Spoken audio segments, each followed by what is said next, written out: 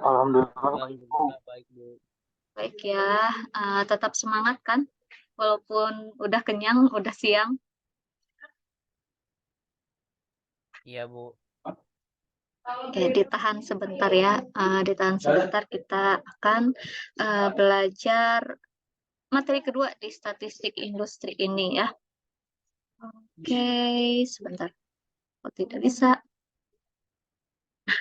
Ya, sebelum mulai saya ingin mengingatkan kembali ya.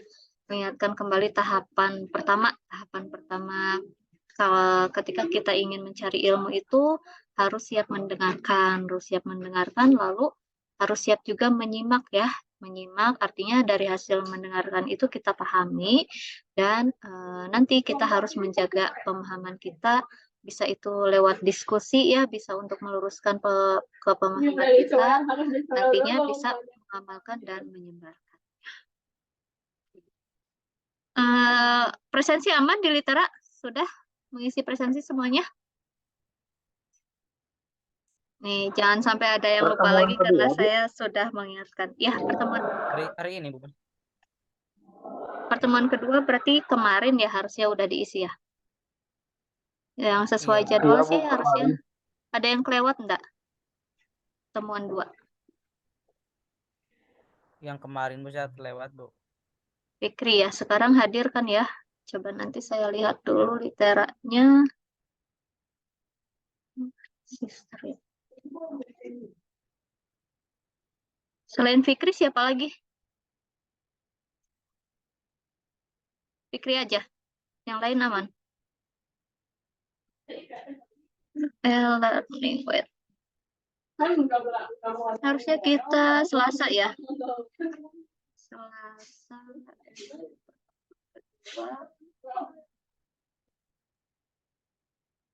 Temuan kedua.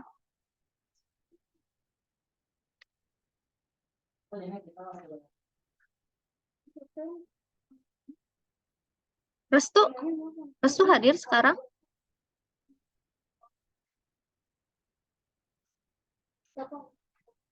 Restu belum isi presensi, terus siapa lagi ya? Fikri ya? Fikri.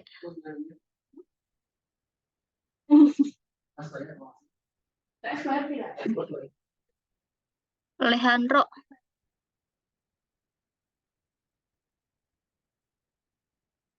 Ya, paling nanti kalau ada Restu dan Alejandro yang bergabung di Zoom ini, silahkan raise hand aja ya. Silahkan raise hand untuk nanti konfirmasi kehadiran di pertemuan kedua ini.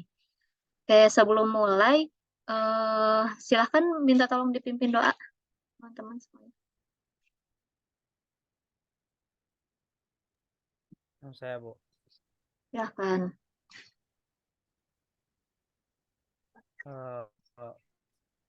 Izin dulu, Bu. Baik, teman-teman, sebelum kita memulai pembelajaran, langkah baiknya kita berdoa terlebih dahulu. Doa dalam masing-masing, berdoa mulai.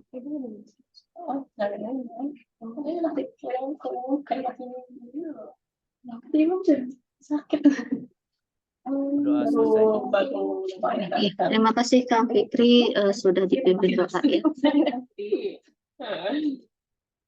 Oke, jadi sebelum kita berdoa sudah, jadi tinggal menyiapkan kesiapan diri kita sendiri ya untuk menerima informasi baru, ilmu baru ya. Di sini lumayan berat teman-teman materinya, jadi membutuhkan fokus yang betul-betul fokus, tapi walaupun berat bukan berarti itu sulit ya. Kalau kita memang siap menerima, insya Allah akan menjadi mudah juga nantinya. Oke, pertemuan kedua kita sudah ke ini ya, distribusi sampling satu populasi. Nah, nanti kita menghitung distribusi rata-rata, distribusi proporsi, dan tes student harusnya nanti ya. Ini materi yang akan submateri yang akan kita pelajari, konsep dasarnya tentang distribusi sampling, terus distribusi sampling itu apa, distribusi sampling rata-rata. Nah, nanti pertama-tama kita ingin tahu dulu hubungannya apa sih antara populasi dan distribusi sampling nih. Terus distribusi normal dari rata-ratanya. Ya. Oke, tujuan perkuliahan. Nah, nanti di sini ada prinsip central limit theorem. Ya, ini ada beberapa kaidah. Nah, ini harus dipahami oleh teman-teman semuanya ya. Harus dipahami. Lalu juga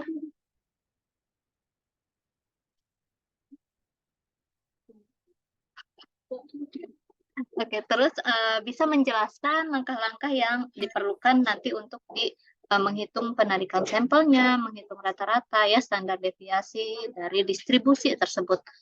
Nah, sampai ke nanti menghitung dari beda dua populasi atau beda dua proporsi gitu ya, rata-rata dua populasi, proporsi dua populasi. Ya, konsep dasarnya distribusi ini adalah termasuk ke statistik inferensia. Nah, ini sudah berkenaan dengan prediksi ya. Jadi kita bisa meramalkan, memprediksi itu sudah termasuk inferensia. Bedanya kan kemarin kalau deskriptif apa? Kalau yang deskriptif apa? Nah, kita coba dipanggil kembali nih bedanya deskriptif dan inferensia apa?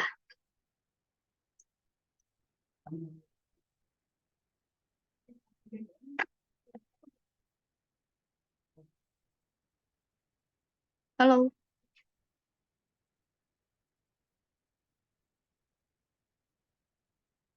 Halo, ini pada tidur? Ya, Bu. Saifullah, apa bedanya?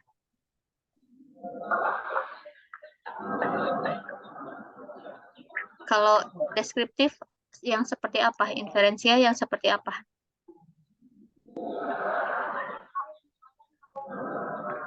Statistik deskriptif menjelaskan data terkait sampel, Bu, atau populasi tertentu dengan ukuran kecil. Ya, kalau inferensia? Menarik simpulan tentang seluruh populasinya. Oke, bisa ya. Jadi kalau deskriptif itu kita harus ingat lagi, dia tuh mulai dari pengambilan data ya, pengambilan sampel ataupun sensus nanti nih metode-metodenya sampai ke penyajian datanya. Hanya sampai ke penyajian data ya.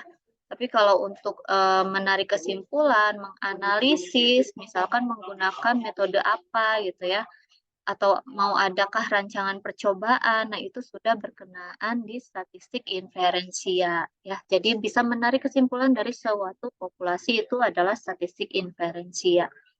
Ya. Contohnya misalkan berdasarkan pendapat beberapa orang yang diwawancara di jalan bahwa pada pemilihan mendatang 60% dari para pemilih Jakarta akan memilih calon X. Nah, misalkan nih. Nah, berarti dalam kasus ini kan kita berhadapan dengan suatu sampel acak ya. Sampel acak yaitu pendapat dari populasi tertentu ya, populasi tertentu yang amat besar. Nah, ini kan kita ada asumsinya 60% mendatang itu akan memilih calon X misalkan. Terus contoh lainnya misal dapat kita katakan bahwa biaya rata-rata membuat rumah di Bandung adalah, ini betul ya yang kedua ya, adalah 50-100 juta rupiah ya rata-rata membuat rumah di Bandung. Nah, hasil ini rata-rata ini berdasarkan penafsiran atau prediksi dari 3 misalkan pengembang ya, pemborong. Nah, ini tuh yang dipilih secara acak misalkan dari 30 pemborong yang sekarang sedang membangun rumah ya di Bandung. Jadi ada 30 pemborong nih, kita ambil 3 pemborong. Nah, 3 pemborong itu, misalkan pembangun lah, 3 pembangun itu ditanya, kira-kira berapa sih biaya membuat rumah di Bandung? Nah, dari ketiga itu tuh menjawabnya sekitar 50-100 juta. Ya. Nah, 3 orang ini bisa dikatakan mewakili 30 pemborong yang ada di Bandung. Ya. Nah, populasi yang di sini dia termasuk sampelnya juga berhingga tapi amat kecil. Nah, nanti kita di sini akan belajar apa sih yang dimaksud dengan populasi yang berhingga dan tidak berhingga ya, populasi besar ataupun kecil ya. Sampel besar atau sampel kecil itu akan kita tahu perbedaannya.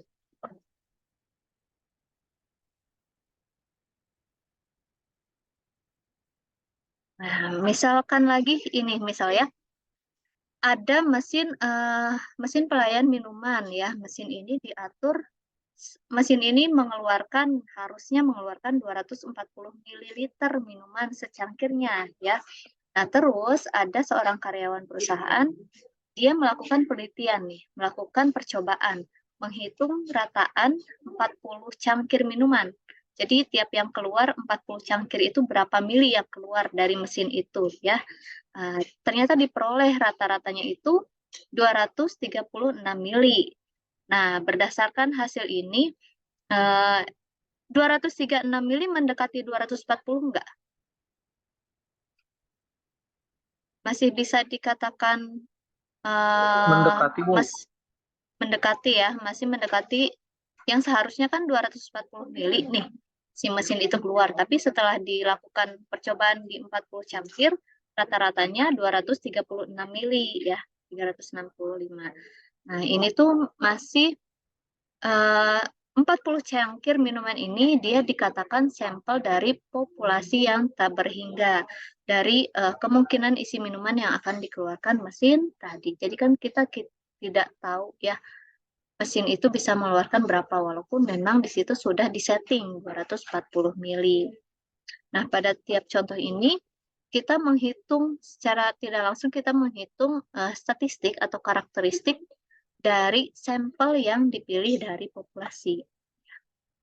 Nah, dari statistik ini kita bisa membuat pertanyaan yang mungkin benar atau juga mungkin tidak nih mengenai nilai parameter populasi. Jadi ada asumsi betul tidak sih mesin ini mengeluarkan 240 ya, diterima atau tidak gitu, pernyataan seperti itu.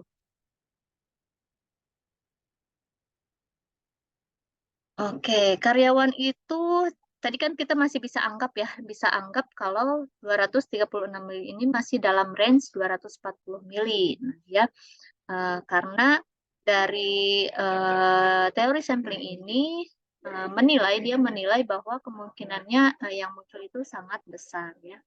Jadi katakanlah setiap jam dia mengharapkan nilai X rata-ratanya itu naik turun ya, mu-nya 240. Kalau misalkan tadi rata-ratanya ternyata jauh dari nilai 240 mili, itu nanti berarti kan ada yang salahkah dengan mesinnya ya, atau salah dari pengambilan sampel kita. Tapi kalau misalkan pengambilan sampel kita sudah mengikuti tahap-tahapan metode sampling kemarin ya, harusnya tidak ada yang salah. Jadi nanti di sini untuk distribusi ini range rata-rata yang keberapa sih yang masih bisa ditoleransi dari yang seharusnya. Itu maksudnya dari distribusi peluang ini ya.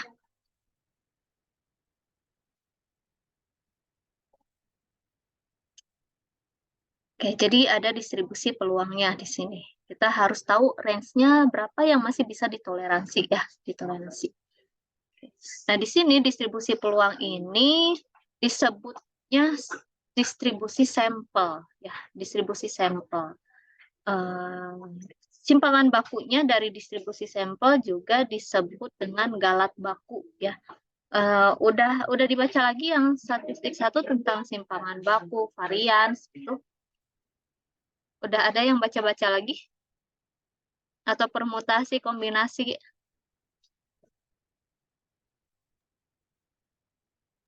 Belum, Bu. Belum ya. Oke, nanti setelah ini dibuka kembali, kita sudah akan menghitung lagi nih, ada istilah-istilah ini, simpangan baku, galat baku, ya, error berarti nih varians, gitu. Terus nanti ada permutasi, kombinasi, karena kita akan bahas lagi distribusi peluang. Oke. Oke, ada juga misalkan ada apa ya, gap, ada perbedaan antara populasi dan sampel. Nah, ini disebutnya dengan penyimpangan atau kesalahannya tadi ya, galatnya tadi disebutnya adalah gap antara populasi dan sampel. Nah, penyebabnya apa? Penyebabnya tadi bisa salah pemilihan sampelnya, kesalahan hitungnya ya.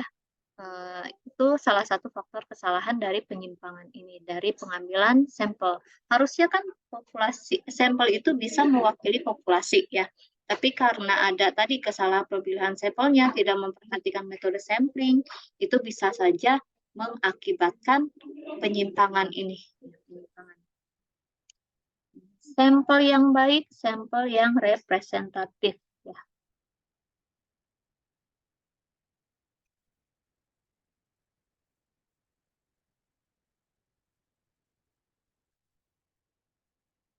Ini oke.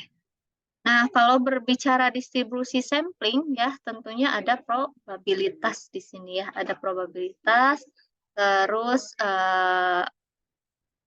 ada juga kan pengembalian dan tanpa pengembalian ya, pengembalian dan tanpa pengembalian. Kalau pengembalian apa kemarin?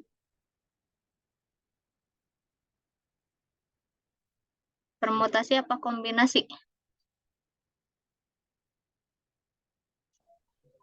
Permutasi. Permutasi. Kalau tanpa pengembalian berarti dia kombinasi ya. Kombinasi. Oke. Nah, ini pengambilan sampelnya kalau dengan pengembalian nih, maka ukuran populasinya sesuai untuk ukuran populasi yang terbatas dia ya.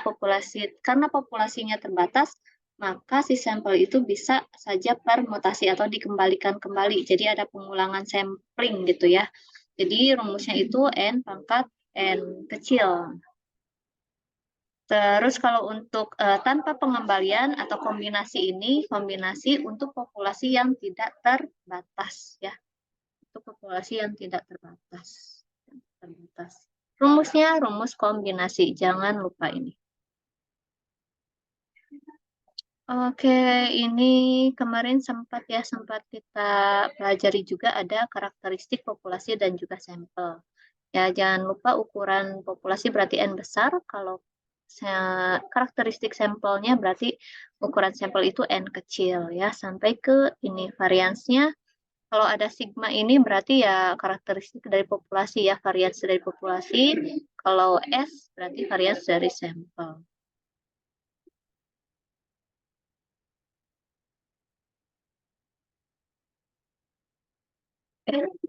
Di sini mulai apa ya, teman-teman mulai fokus ya, karena akan ada beberapa kaidah yang memang harus kita bukan hafal ya, hafal tidak mungkin, tapi harus dipahami. Jadi walaupun kalian mencatat itu tidak apa-apa dicatat, tapi kalian paham implementasinya buat gimana gitu ya. Nah, di sini ada distribusi sampling. Nah, distribusi sampling ini adalah distribusi dari besaran-besaran statistik. Misalkan tadi ya, menghitung rata-rata, gimana sih distribusi rata-ratanya. Terus simpangan baku, distribusi simpangan bakunya, distribusi proporsinya. Ya, yang mungkin muncul dari sampel-sampel. Ini jenis-jenis distribusi samplingnya tadi ya, sesuai yang kita akan hitung, mau rata-rata, simpangan baku, atau proporsi. Tapi kalau ada dua populasi, berarti disebutnya ada distribusi sampling beda dua rata-rata. Kalau untuk proporsinya berarti distribusi sampling beda dua proporsi. Ya, distribusi T dan distribusi F kita akan belajar nanti. Oke, yang pertama nih, ada istilah-istilah tadi ya, distribusi sampling rata-rata. Nah, kalau distribusi sampling rata-rata ini distribusi dari rata-rata atau min ya, min dari aritmetika dari seluruh sampel acak yang ukuran N. Nah, kalau sampel berarti kan simbolnya N kecil ya, yang mungkin yang dipilih dari sebuah populasi. Sedangkan kalau distribusi sampling proporsi, berarti dia menghitung proporsi-proporsi dari seluruh sampel acak berukuran N. Kalau distribusi sampling perbedaan atau penjumlahan, berarti dia ada dua populasi. Kita akan menghitung distribusinya antara populasi 1 dan populasi 2. Misalkan menghitung rata-rata dari populasi 1 dan rata-rata dari populasi 2. Begitupun dengan yang proporsinya ya, atau standar deviasi yang akan kita hitung. Jadi distribusi itu apa sih? Rentang ya, rentang yang masih memungkinkan dari yang kita harapkan. Misalkan tadi rata-ratanya diinginkan 240 mili loh harusnya. Nah, kalau dia ternyata rata-rata yang diperoleh dari percobaan kita 236 tuh masih masuk ke range itu nggak sih? Seperti itu. Jadi pengertian simpelnya. Oke, sekarang kita akan bahas distribusi sampling rata-rata dulu nih. Distribusi sampling rata-rata ini hanya merupakan pendekatan ya, pendekatan. Tadi juga kita menduga ya, asumsi. Tapi asumsinya ya kita hitung menggunakan metode statistik ini ya. Nah, ini jarang mempunyai nilai yang sama dengan rata populasinya. Jadi jarang, bukan tidak mungkin ya, jarang yang mempunyai nilai yang sama dengan rata populasinya.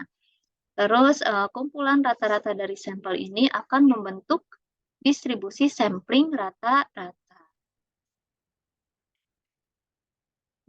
Nah, ini ada cara pengambilan sampel dengan tanpa pengembalian ya, tanpa pengembalian. Nah, di sini ada beberapa yang harus teman-teman perhatikan ya. Nah, kalau dia sampel acak berukuran N, kalau definisi ini susah dimengerti, minimal kalian tahu paham penggunaan ininya ya, penggunaan jenis ukurannya nih.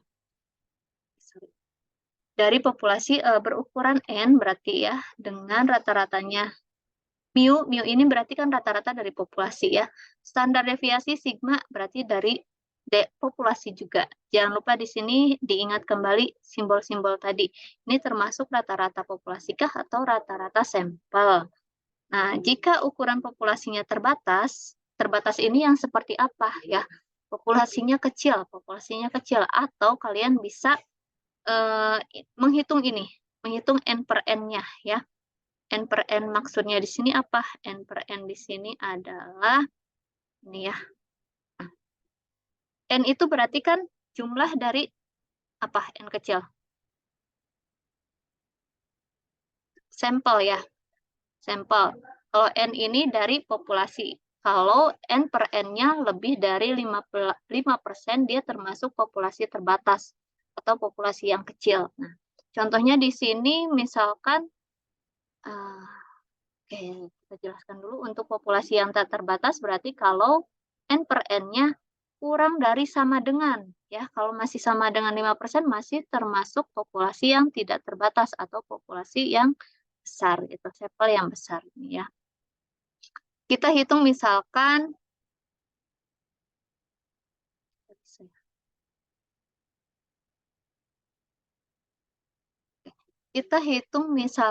jumlah sampelnya itu adalah jumlah sampelnya misalkan 10 ya. Terus jumlah populasinya kita ambil 10 sampel dari 50 populasi misalnya. Nah, ini kira-kira berapa hasilnya? 10 per 50 berapa? 0,5, Bu. 0,5 ya, 0,5. 0,5 dikali 100 berapa? 50. 50 ya. 50 ya, 50 ya. Berarti dia termasuk yang sampel apa nih? Populasi yang mana nih? Terbatas, Bu. Yang Tak terbatas. terbatas. Terbatas apa tak terbatas? 50% ini lebih kecil apa lebih besar dari 5%? Lebih besar, Bu. Lebih besar ya. Berarti dia yang terbatas ya. Kenapa sih logikanya dia bisa disebut yang terbatas? Atau yang kecil nih, populasi kecil?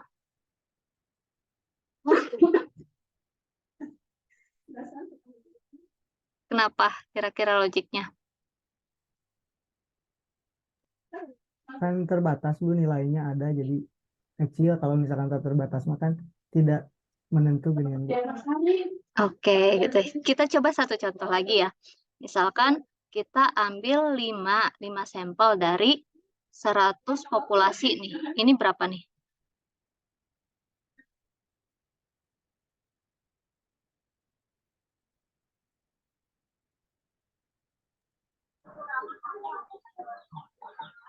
Berapa nih 5/100?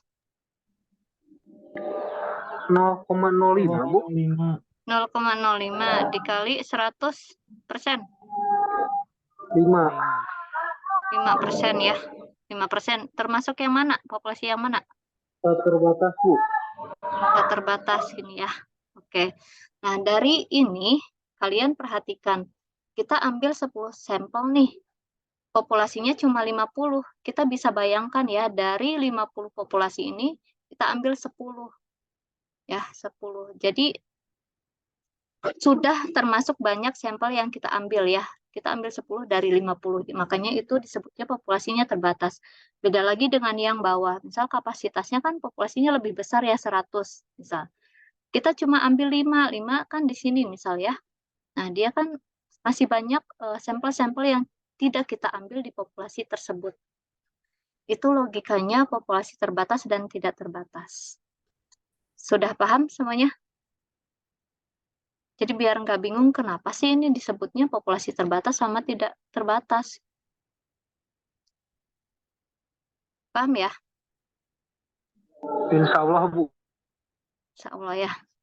Oke. Kalau populasinya terbatas, pakai rumus yang ini ya. Pakai rumus yang ini. Jadi mu rata-ratanya sama dengan mu populasi. Nah, mu X bar ini berarti dia mu sampel ya. Mu sampel sama dengan rata-rata sampel sama dengan rata-rata populasi. Kalau ini berarti apa? Simpangan baku ya? Sigma itu apa? Simpangan baku dari sampel ya. Nah, rumusnya untuk menghitung simpangan baku dari populasinya adalah ini ya. Jadi rumusnya pakai ini. Kalau untuk populasi tak terbatas berarti sama ya, untuk rata-ratanya sama. Nah, untuk menghitung simpangan bakunya yang beda nih.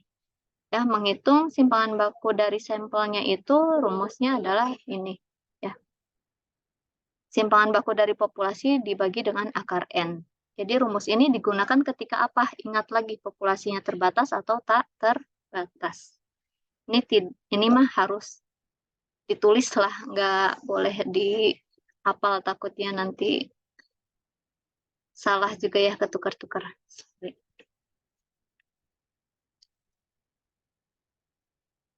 Oke, terus selanjutnya caranya dengan cara pengambilan sampelnya dengan pengembalian. Kalau tadi kan tanpa pengembalian ya, yang ini untuk tanpa pengembalian. Terus sekarang untuk dengan pengembalian. Nah, dengan pengembalian ini, jadi untuk ukuran sampel acak yang N-nya itu cukup besar ya. Cukup besar di sini apa? Cukup besar di sini adalah ini ya. N-nya lebih dari sama dengan 30. Artinya jumlah sampelnya kan, jumlah sampelnya lebih dari 30. Nah, jadi disebutnya distribusi rata-rata sampelnya itu mendekati distribusi normal. Ya. Kalau dia distribusi normal, berarti simpangan bakunya sama ya dengan yang tadi ya, dengan yang tak terbatas gitu. Rumusnya ini. Untuk rata-ratanya juga sama. Nah, jadi kita menghitung nilai Z ya. Nilai Z-nya ini adalah X bar dikurangi rata-rata sampel dikurangi dengan rata-rata populasinya dibagi dengan simpangan baku sampelnya ya, yang ininya dibagi yang ini. Jadi rumusnya sigma X bar itu adalah sigma populasi, simpangan baku populasi dibagi dengan akar yang N ini. Hati-hati. Waalaikumsalam. Buku udah diambil. Oke. Waalaikumsalam.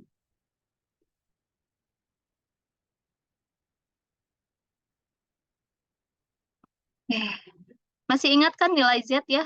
Dulu kita menghitung nilai Z kalau tidak salah nih. Hitung nilai Z, jadi ada tabel Z-nya nanti ya. Sudah di-download tabel Z-nya? Di Litera ada? Sudah, Bu. Sudah ya.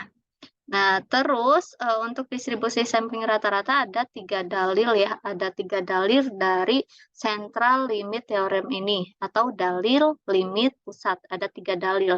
Nah, dalil yang pertama ini adalah jika sampelnya berukuran N-nya lebih dari sama dengan 30 ya di sini.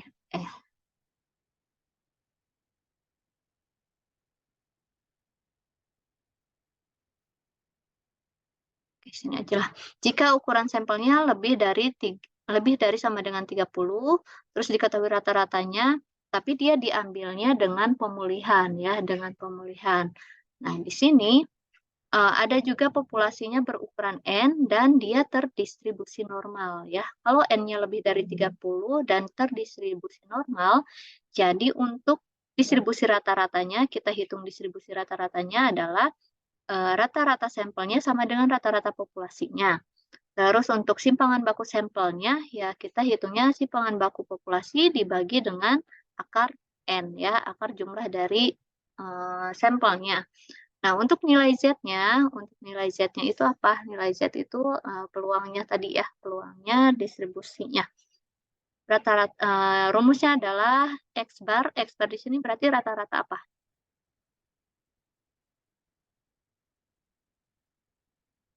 Rata-rata sampel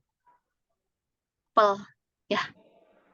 Rata-rata sampelnya dikurangi rata-rata populasinya dibagi sigma per akar N. Atau kalau kita lihat, tadi kan kita sudah menghitung ini ya, sigma sigma per akar N itu adalah sigma dari sampel ya, simpangan baku dari sampel. Bisa kalian pakai yang ini rumusnya ya, tapi jangan sampai tertukar loh. Jangan sampai tertukar. Kalau kalian pakai yang ini, berarti menghitungnya yang sigma populasi dibagi akar N. Tapi kalau kalian pakai yang ini, ya hitung dulu yang ininya sebenarnya gitu ya. Nah, ini. Jadi ini ke sini, kalau ini ya menghitung ini dulu gitu loh. Paham ya yang rumus ini ya? Takut kelibet ih. Paham kenapa di sini sigma per akar N, tapi bisa juga disederhanakan menjadi ini.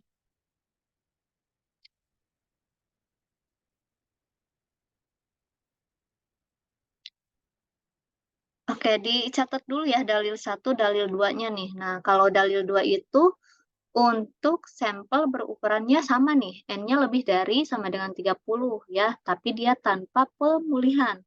Tanpa pemulihan, ini syarat-syaratnya juga sama nih, berdistribusi normal ya, sama saja dengan dalil 1, bedanya dengan pemulihan atau tanpa pemulihan. Nah, untuk menghitung distribusi rata-ratanya, bedanya di sini nih. Bedanya di simpangan bakunya ada akar N dikurangi N dibagi dengan N-1. Ya, beda di sini aja nih. Kalau dengan pemulihan dikalikan dengan akar N ini ya. Dengan akar N ini.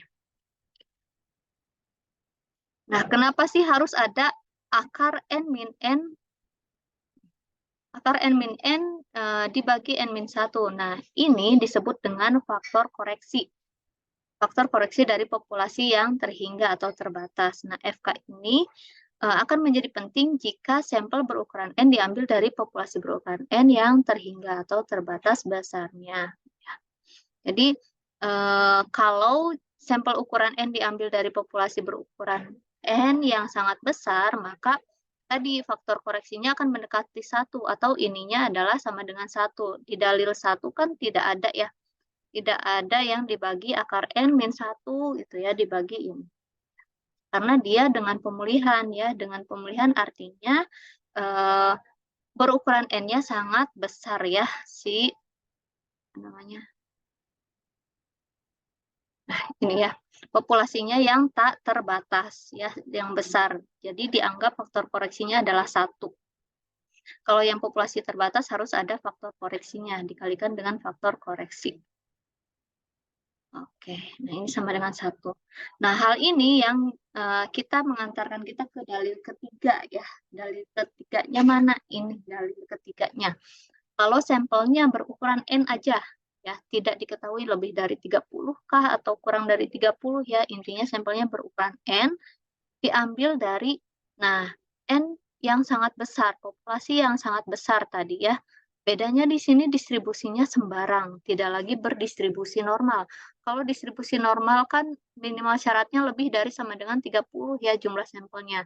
Nah, ini tidak diketahui nih distribusinya nih, distribusi sembarang ya. Maka ini sama saja mendekati distribusi normal karena populasinya juga sangat besar. Ya, jadi rumusnya sama dengan yang dalil 1 ya, dalil 1. Karena dianggap populasinya sangat besar, jadi FK-nya itu mendekati 1 ya, faktor koreksi. Oke. Ya, ini untuk dalil limit pusat ini berlaku untuk penarikan sampel dari populasi yang sangat besar atau populasinya tak terbatas ya. Distribusi populasinya tidak dipersoalkan. Oke, jadi kalau kalian mengerjakan soal nih atau nanti di penelitian bingung nih distribusi sampling rata-ratanya, perhatikan dulu asumsi-asumsi ini. Kalian perhatikan dulu cara pengambilan sampelnya ya, cara pengambilan sampelnya dengan pemulihan atau tanpa pemulihan, atau ya dengan pengembalian atau tanpa pengembalian, kombinasi atau permutasi gitu ya. Jadi diperhatikan dulu pengembalian atau tanpa pengembalian. Terus ukuran populasinya diperhatikan, ukuran populasi ya, ukuran sampelnya, populasinya populasi terbatas atau populasi tak terbatas tadi. Ukuran sampelnya termasuk sampel kecil atau sampel besar gitu ya, populasi sampel atau yang N per N tadi itu perhitungkan. Jadi pertama kita harus tahu dulu dia termasuk caranya pengambilan dengan pengembalian atau tanpa pengembalian. Yang kedua kita hitunglah N per N-nya dulu ya, N per N-nya nanti lebih dari 5% kah atau kurang dari 5% ya. Itu terus ukuran populasinya, populasi berdistribusi normalkah atau sembarang gitu ya, itu harus diperhatikan. Jadi dengan memperhatikan 3 hal ini kita bisa tahu menggunakan dalil yang mana. Dalil 1, 2, atau 3.